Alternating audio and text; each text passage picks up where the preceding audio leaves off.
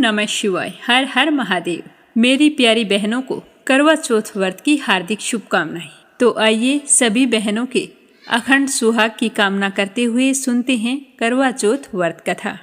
हे चौथ माता, आज मेरी प्यारी बहनों ने अपने अपने पति की लंबी आयु के लिए पूरे श्रद्धा भाव से करवा चौथ का निर्जल व्रत रखा है और अब आपकी कथा सुन रही हैं, तो आप उन्हें आशीर्वाद देना कि उनका सुहाग बना रहे, घर में सुख सौभाग्य का वास हो।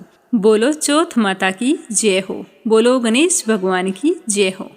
सारी बहनों से मेरा निवेदन है कि मीरा भक्ति स्टोरी चैनल को सब्सक्राइब करके इस वीडियो को ज़्यादा से ज़्यादा शेयर करें। चौथ माता आपकी सारी मनोकामनाएं पूर्ण करे।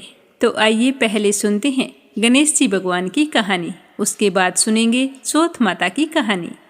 एक समय की बात है, एक गांव में एक भाई बहन रहा करते थे। बहन का नियम था कि वह रोजाना अपने भाई के दर्शन करके उसी के बाद भोजन करती थी। तो इसी तरह दोनों भाई बहन बड़े हो गए और उनकी शादी कर दी गई।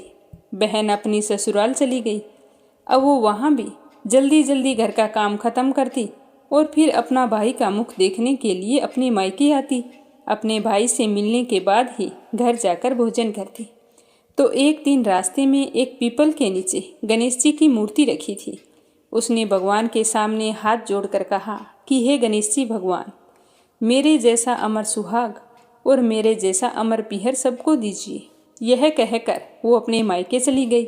अब उसका रोजाना का नियम था, वह 2 मिनट गणेश जी भगवान की मूर्ति के आगे रुकती और वही बात कहती और फिर अपने भाई से मिलने के लिए चली जाती।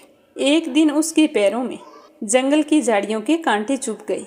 जैसे ही वो अपने भाई के घर पहुंची और भाई का मुख देखकर बैठ गई, तब भाभी ने पूछा कि ननंद पैसा आपके पैरों में क्या हो गया। तो वह कहने लगी कि भाभी, रास्ते में जंगल की झाड़ियों के कांटे गिरे थे, वो मेरे पाँवों में चुभ गए। तो उसकी भाभी ने गर्म पानी लाकर उसके पैर धोए और फिर पट्टी बांध दी, चाय पानी पिलाया और कुछ देर बातचीत करके जब उसकी ननंद अपने घर चली गई तो उसकी भाभी पीछे से कहने लगी कि आप किस तरह के भाई हैं, अपनी बहन के पैरों की तरफ देखा है, वो तो आपका मुख देखे बिना भोजन नहीं करती और आप अपनी बहन की तरफ ध्यान नहीं देते। देखा नहीं उसके पैरों में किस तरह से कांटे चुभे हुए थे, जाओ अभी के अभी रास्ता साफ करवा दो। तो यह सुनकर उसे बड़ा ही दुख हुआ कि मेरी बहन मेरा मुंह देखने के लिए यहाँ तक आती है और मैंने कभी भी ध्यान नहीं दिया कि वो किस तरह आती है, कितनी परेशान होती है। तो अपनी पत्नी को कहने लगा कि मैं अभी जाता हूँ और सारा रास्ता साफ करके आता हूँ। तो वह कुल्हाड़ी लेकर गया और सारी झाड़ियाँ काट कर रास्ता साफ कर आया। रास्ते को साफ करते हुए उसने ध्यान नहीं दिया, गणेश जी की मूर्ति को भी वहाँ से हटा दी। तो यह देखकर गणेश जी भगवान गुस्सा हो गए। जब वह घर आया तो उसकी तबीयत खराब हो गई और गणेश जी के प्रकोप से वह मृत्यु को प्राप्त हो गया। गांव के लोग इकट्ठा हो गए, संस्कार की तैयारी करने लगे। तो उसकी पत्नी ने रोते हुए कहा कि भाई, आप लोग थोड़ी देर रुक जाइए, मेरी ननंद आने वाली है, वो अपना भाई का चेहरा देखे बिना भोजन नहीं करती। तो गांव वाले कहने लगे कि आज तो अपने भाई का मुख देख लेगी, वो कल किसका मुख देखेगी। तो वह कहने लगी कि आज इनकी बहन को इनके दर्शन कर लेने दो, फिर आप ले जाना, यह उसका नियम है। तो गांव वाले उसकी बहन का इंतजार करने लगी। रोज की तरह बहन अपने भाई का मुख देखने के लिए जंगल के रास्ते से निकली। तो जंगल का रास्ता सारा साफ किया हुआ था। तो वह आगे बढ़ी तो उसने देखा कि सिद्धि विनायक भी वहाँ पर नहीं थे। तो वो सोचने लगी कि गणेश जी की मूर्ति कहाँ गई। तभी उसकी नज़र गणेश जी की मूर्ति पर पड़ी। तो उसने मूर्ति को उठाया और साफ करके वापस उसी जगह पर रख दिया और गणेश जी भगवान को प्रणाम करके कहने लगी कि हे गणेश जी भगवान, मेरे जैसा अमर सुहाग और मेरे जैसा अमर पीहर सबको देना। यह कहकर वो चली गई। तो भगवान सोचने लगे कि अगर आज मैंने इसकी नहीं सुनी तो मेरी कौन मानेगा, कौन मुझे पूजेगा। मैंने तो इसके भाई के प्राण हर लिए हैं। तो सिद्धि विनायक ने उसे आवाज़ दी कि बेटी, इस खेजड़ी की 7 पत्तियां तोड़कर ले जा और उसे कच्चे दूध में घोलकर तुम्हारे भाई के ऊपर छींटा मार देना, तो वह उठकर बैठ जाएगा। तो यह आवाज़ सुनकर बहन पीछे मुड़ी तो पीछे कोई नहीं था। तो वह सोचने लगी कि कौन था, कौन मुझे आवाज़ दे रहा था। कोई बात नहीं, जैसा सुना है वैसा कर लेती हूँ।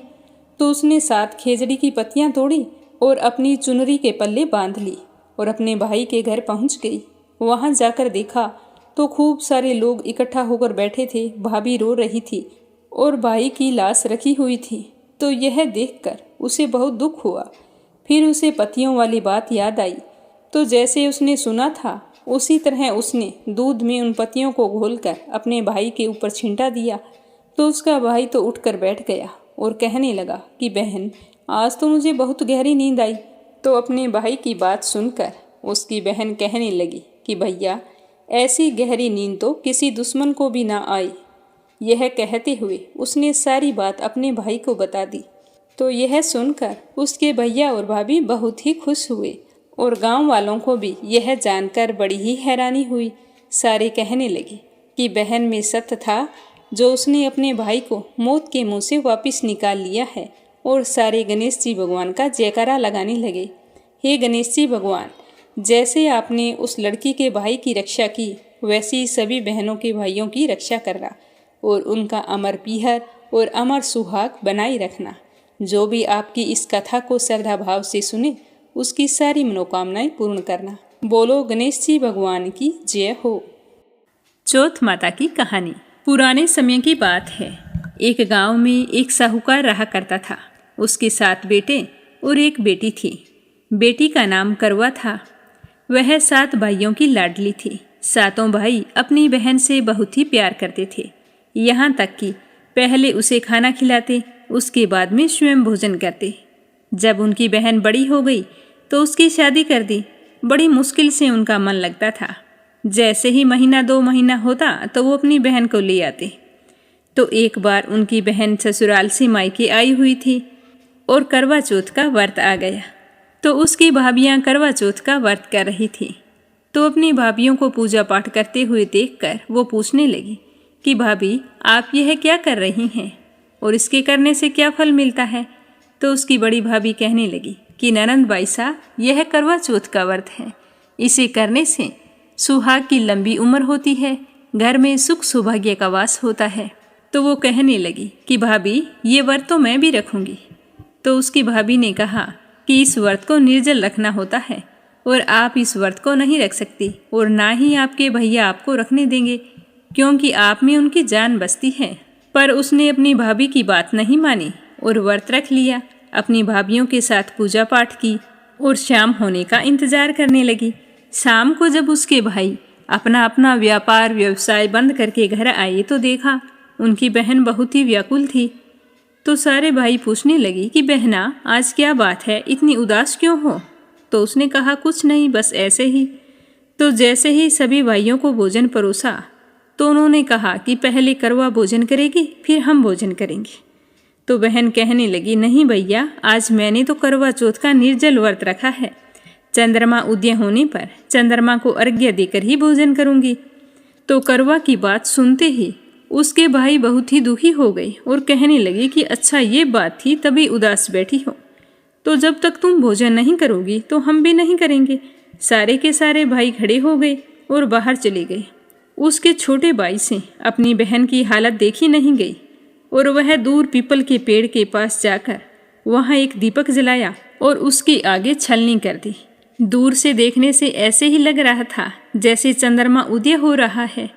तो वह भागा भागा घर आया और आकर कहने लगा कि देखो बहना, चांद निकल आया है, अब तुम उसे अर्घ्य देकर भोजन कर सकती हो।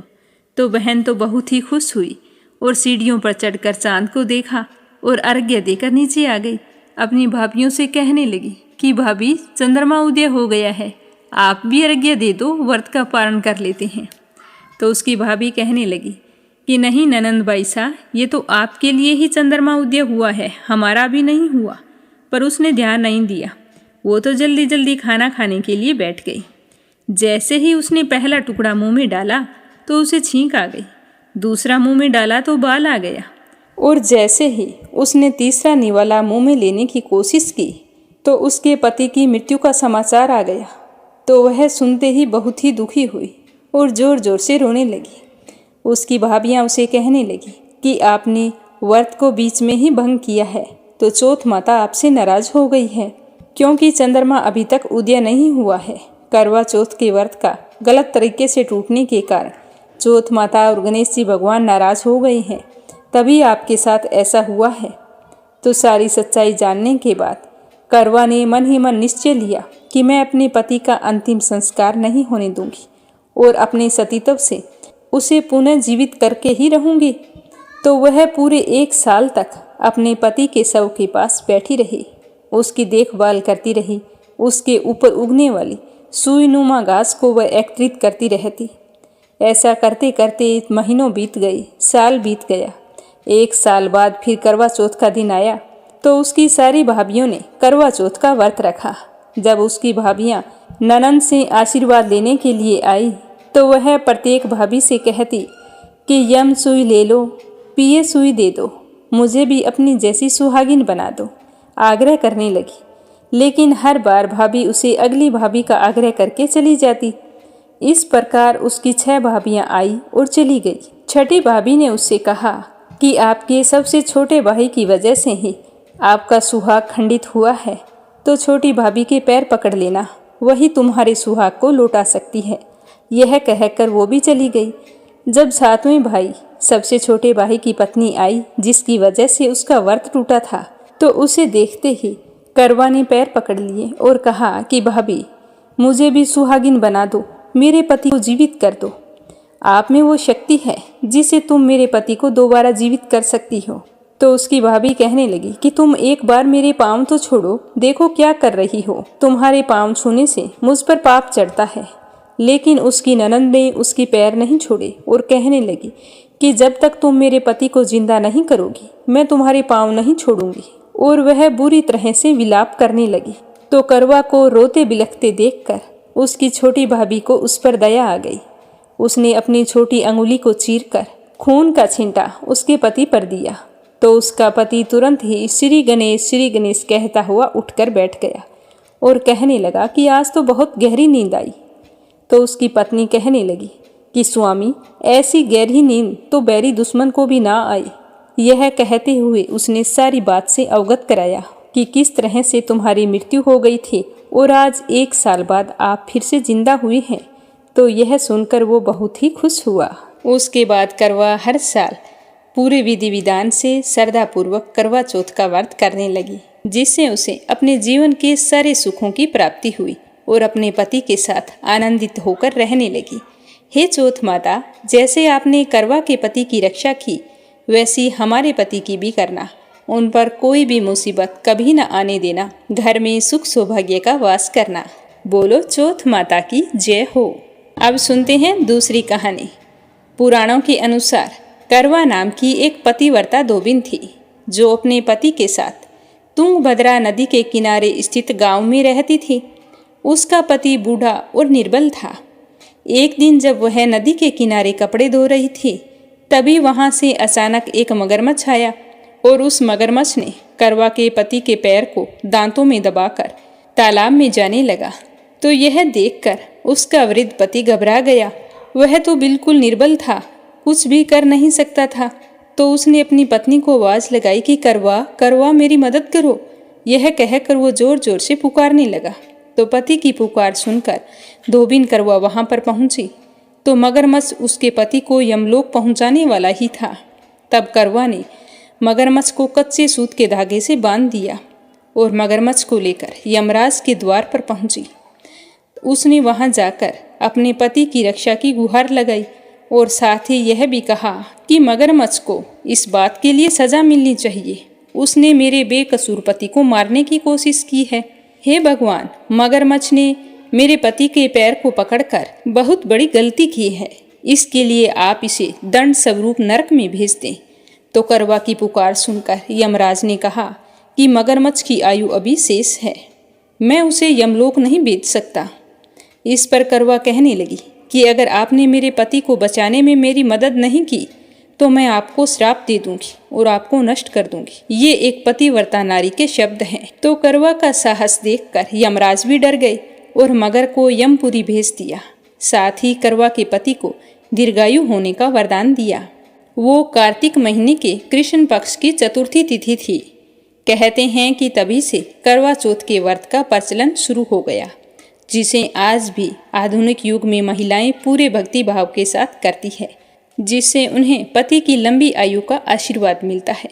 बोलो चौथ माता की जय हो, बोलो गणेश भगवान की जय हो। अब अपने सुनेंगे लप्सी और तपसी की कहानी, जिसे हर व्रत कथा के बाद में जरूर सुनना चाहिए, क्योंकि अगर हम इस कथा को नहीं सुनते हैं तो हमें हमारे व्रत का कोई पुण्य फल नहीं मिलता। तो अपने अखंड सुहाग की कामना करते हुए पूरे श्रद्धा भाव से सुनते हैं लप्सी और तपसी की कहानी। बोलो लप्सी तपसी की जय हो। एक लप्सी था, एक तपसी था। तपसी हमेशा भगवान की तपस्या किया करता था और लप्सी रोजाना 1.25 सेर की लापसी बनाता और सबसे पहले भगवान को भोग लगाता, उसके बाद स्वयं भोजन कर लेता। इसी तरह दोनों की दिनचर्या चल रही थी। एक दिन दोनों भाइयों में कोई बात को लेकर कहासुनी हो गई तो दोनों जोर जोर से लड़ने लगे। लप्सी कहने लगा कि मैं बड़ा हूँ, मैं रोजाना भगवान को भोग लगाता हूँ। तो तपसी कहने लगा कि मैं तो रोजाना तपस्या ही करता रहता हूँ, तो मैं बड़ा हूँ। इस तरह लड़ते लड़ते दोनों जोर जोर से बोलने लगे। तभी वहाँ से नारद जी गुजर रहे थे और उन दोनों की आवाज़ सुनकर उनके पास आ गए और बोले कि तुम दोनों लड़ क्यों रहे हो। तो लप्सी बोला कि मैं इसे कब से समझा रहा हूँ कि मैं बड़ा हूँ, पर ये तो कहता है कि मैं बड़ा हूँ। तो तपसी कहने लगा कि मैं इतनी तपस्या करता हूँ तो मैं ही बड़ा हूँ, ये छोटी सी बात इसके समझ में नहीं आ रही। तो नारद जी कहने लगे कि तुम दोनों शांत हो जाओ, तुम्हारा फैसला मैं करूँगा, लेकिन आज नहीं, कल आऊँगा, फिर बता दूँगा कि तुम दोनों में से कौन बड़ा है। यह कहकर नारद जी चले गए। दूसरे दिन रोजाना की तरह तपसी नहाकर आए तो नारद जी ने 1.25 करोड़ की अंगूठी उसके आगे फेंक दी। तो तपसी का ध्यान जैसे ही उस अंगूठी पर पड़ा तो उसने तुरंत उठाकर अपने पैर के नीचे दबा लिया और तपस्या करने के लिए बैठ गया। तो नारद जी ने दूसरी अंगूठी लप्सी के सामने फेंक दी। तो लप्सी ने अंगूठी को देखकर भी अनदेखा कर दिया और लापसी बनाने लगा। बनाने के बाद में भगवान को भोग लगाकर स्वयं भोजन करने के लिए बैठ गया। तो नारद जी उनके सामने आ गए। तो नारद जी को देखते ही वो दोनों पूछने लगे कि नारद जी अब आप बताओ, हम में से कौन बड़ा है। तपसी कहने लगा कि मुझे ही बड़ा बताना, क्योंकि मैं ही बड़ा हूँ। तो नारद जी बोले कि तू खड़ा होकर तेरा पैर तो उठा। तो जैसे ही उसने खड़ा होकर पैर उठाया तो उसके पैर के नीचे अंगूठी थी। तो नारद जी कहने लगे कि ये अंगूठी तूने चुराई है, तुझे तेरी तपस्या का कोई फल नहीं मिलेगा, क्योंकि ये अंगूठी मैंने ही तुम दोनों के आगे फेंकी थी। तो तूने तो झट से अंगूठी को उठा लिया, तेरा मन तो मोह माया में अब भी लगा है। लप्सी ने तो अंगूठी को देखकर भी अनदेखा कर दिया और अपनी रोजाना की भक्ति करने लगा।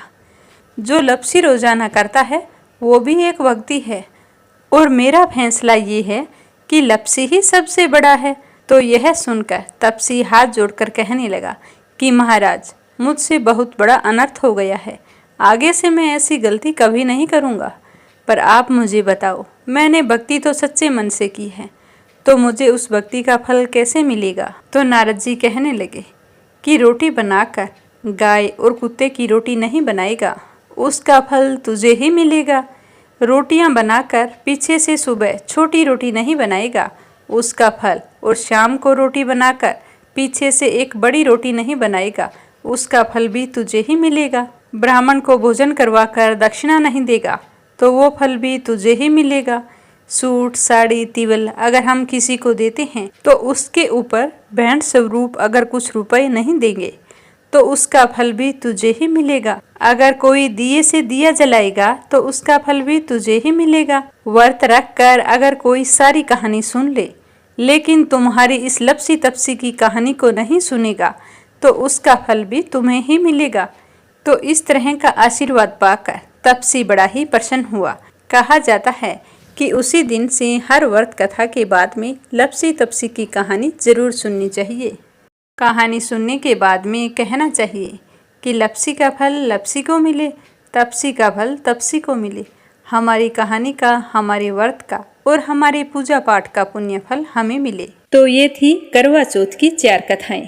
कथा समाप्त होते ही कमेंट बॉक्स में चौथ माता की जय हो, गणेश भगवान की जय हो जरूर लिखें। चौथ माता और भगवान गणेश आपकी सारी मनोकामनाएं पूर्ण करें। मेरी प्यारी बहनें हमेशा सुखी और संपन्न रहे। आपकी मंगल कामना के साथ ओम नमः शिवाय। हर हर महादेव।